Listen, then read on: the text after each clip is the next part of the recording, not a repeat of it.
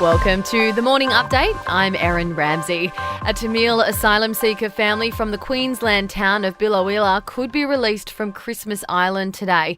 The couple and their 2 Australian-born children have been held there for almost 2 years. One child was flown to Perth with her mother last week for treatment for a blood infection.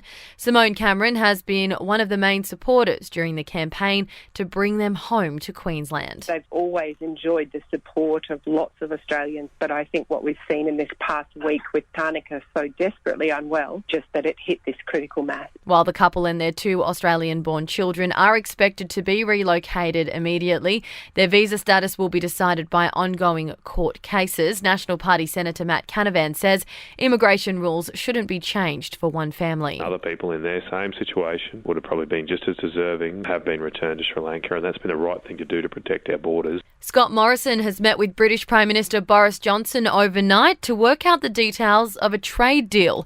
The pair met at Downing Street. There are some contentious issues, with tariffs and visa conditions for UK backpackers the main sticking points, but Scott Morrison says he is willing to be patient. Of course, we have to get the right deal, but it is important, I think, that we work as hard as we can to get that right deal. American biotech company Novavax says its COVID-19 vaccine is 90% effective against all variants of the virus. Australia is due to receive 51 million doses of the Novavax jab later this year, but it's yet to be approved by the Therapeutic Goods Administration. And from today, aged care homes must declare which staff have been vaccinated for COVID-19. Only 86,000 workers have received the jab out of a workforce of 360,000. To sport, Ariarne Titmus has swum the second fastest women's 200 freestyle in history at the Olympic Trials in Adelaide.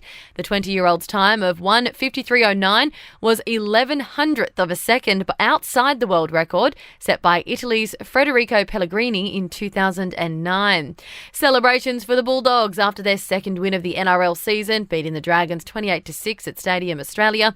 And in AFL, Nathan Buckley's ended his time as Collingwood coach on a high note with a 17-point win over ladder leaders Melbourne at the SCG. In entertainment news, Jacinda Ardern has criticised a movie being made about the 2019 Christchurch mosque shootings.